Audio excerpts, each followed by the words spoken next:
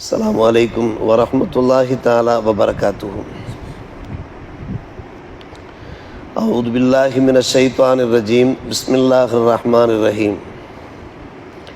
வகதாலிக யஜ்தபீக ரப்புக வயுஅல்லிமுக மின் தஅவீரில் அஹாதீஸ் வயுத்திம்மு நிஅமத்தஹு அலைக வஅலா ஆலி யஅகூப கமா அத்தம்மஹா அலா அபவைக மின் கப்லு இப்ராஹீம வ இஸ்ஹாக் இன்ன ரப்பக அலீமுன் ஹக்கீம். ஆமன்னா பில்லா ஸதகல்லாஹு மௌலானல் அலியுல் அதீம். அவ்வாறே உம்முடைய ரப்பு உம்மை தேர்வு செய்கிறான், கனவுக்கு பலன் சொல்லுகிற விளக்கங்களை உமக்கு கற்றுக் கொடுப்பான். உம்முடைய இரு தந்தைகளான இப்ராஹிம், இஸ்ஹாக் இவர்கள் மீது இதற்கு முன்னாலே தன்னுடைய நேமத்தை அல்லாஹ் பூரணப்படுத்தியது போன்று உம்மீதும் யாக்கூபினுடைய சந்ததிகள் மீதும் அல்லாஹ் தன்னுடைய நேமத்தை பூரணப்படுத்துவான்.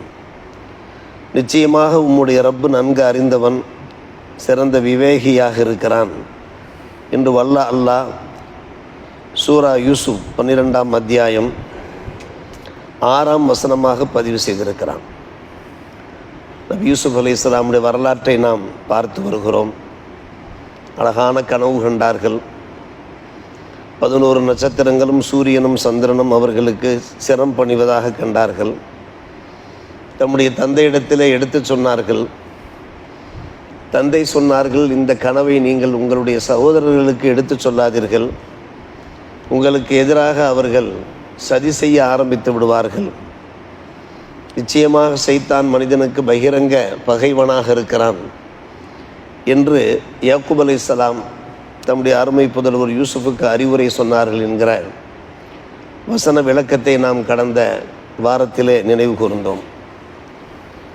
தொடர்ந்து யாக்கூப் அலைஹிஸ்ஸலாம் அவர்கள் தம்முடைய புதல்வரை பார்த்து இப்போது நாம் ஓதிய வசனத்தை சொல்லுகிறார்கள்.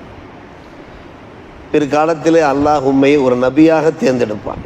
யஜ்தபீக ரப்புக, கனவுகளுக்கு உரிய பலன்கள் சொல்லுகிற விளக்கத்தையும் உமக்கு தந்தருள்வான்.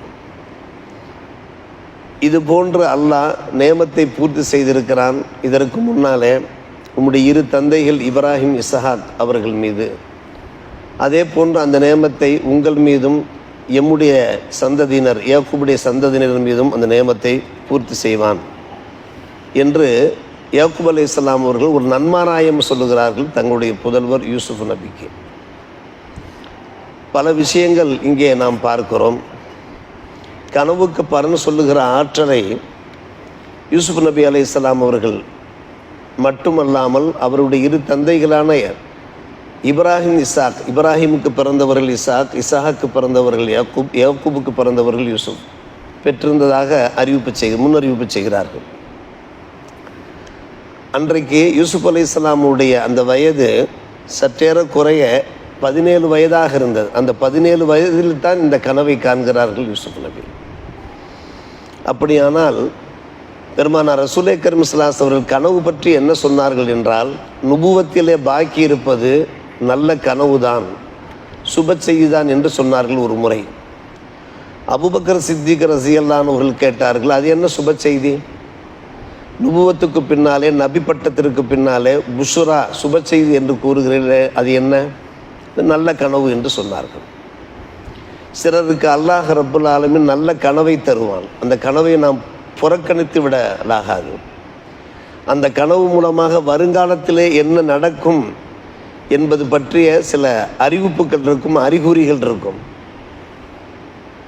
நல்ல முறையில் யார் கனவுக்கு பலன் சொல்கிறார்களோ அவர்களிடத்திலே சென்று இதற்கான விளக்கம் என்ன என்று கேட்டு நாம் தெரிந்து கொள்ள வேண்டும். இது இந்த இறை அடியார்களுக்கு, மூமின்களுக்கு அல்லாஹ் வழங்கியிருக்கக்கூடிய ஒரு பாக்கியம். யாக்கூப் அலைஹிஸ்ஸலாம் தம்முடைய சகோதரர்களுக்கு சொன்ன அறிவுரையிலிருந்து நாம் தெரிய வருவது என்னவென்றால், சில நல்ல கனவுகளை காண்போம். எதிர்காலத்திலே நம்முடைய பதவி உயர்வுக்கு அந்த கனவுகள் அடையாளமாக இருக்கும்.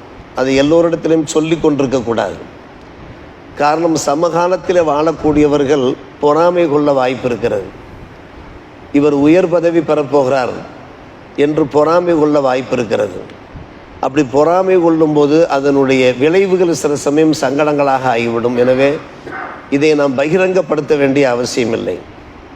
பிறர் பொறாமைக்கு காரணமாக எதுவெல்லாம் இருக்குமோ அதை நமக்குள்ளேயே நாம் வைத்து கொள்ள வேண்டும். அதை பப்ளிசிட்டி பண்ணக்கூடாது. நான் இவ்வளவு பணம் சம்பாதித்திருக்கிறேன், எனக்கு இன்னென்ன பதவிகள் கிடைத்திருக்கின்றன, என்னுடைய குடும்பத்தில் இன்னென்ன வளங்கள் பெருகி இருக்கின்றன என்றெல்லாம் தம்பட்டம் அடித்து கொண்டிருக்கலாகாது. காரணம், சமகாலத்தை சார்ந்தவர்கள் அதை சகிக்க மாட்டார்கள். பொறாமையினுடைய இந்த தீ இருக்கிறது, அது பற்றி எரிய ஆரம்பித்து விடும். எனவே தான் யாக்கூப் அலைஹிஸ்ஸலாம் தங்களுடைய அருமை புதல்வர் யூசுஃபுக்கு அறிவுறுத்துகிறார்கள், நீங்கள் உங்களுடைய கனவுகளை உங்களுடைய சகோதரர்களிடத்திலே எடுத்து சொல்லிவிடாதீர்கள். இப்போ யக்கீதுலக்க கைதா, உங்களுக்கு ஏதாவது அவர்கள் சதி செய்து விடுவார்கள் என்று. எனவே இதில் எச்சரிக்கையாக நாம் இருக்க வேண்டும். கனவுகளை நாம் ஒருபோதும் புறக்கணிக்க முடியாது. எத்தனையோ கனவுகளை நாம் காண்போம், அதில் நமக்கே தெரியும் இது நல்ல கனவு என்று தெரியும். சில கனவு பார்ப்பதற்கு கலக்கமாக இருக்கும், ஆனால் அதனுடைய கருத்து எதிர்மறையாக இருக்கும். அது நல்ல கனவாக இருக்கும்.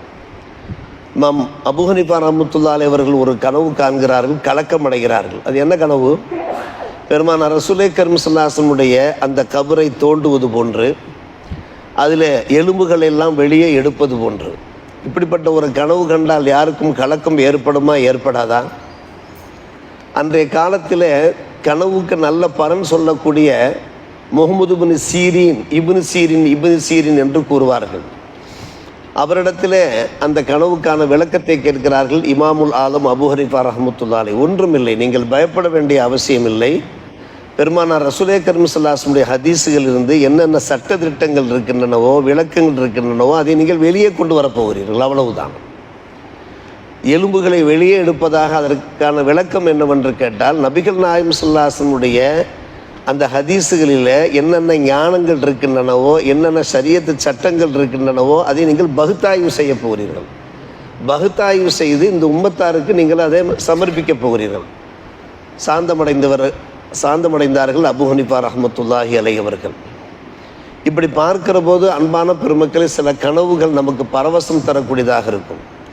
கனவிலே வெண்மையான ஆடைகளை பார்த்தோம் என்றால் அது நல்ல கனவு. நம்முடைய பெற்றோர், நம்மிடமிருந்து பிரிந்து சென்று விட்டவர்கள், இறந்து விட்டவர்கள் வெண்மையான ஆடைகளை காட்சியளித்தார்கள் என்றால் நாம் சந்தோஷப்படலாம். ஹதீஸ் கிதாபுகளில் காணப்படுகிறது.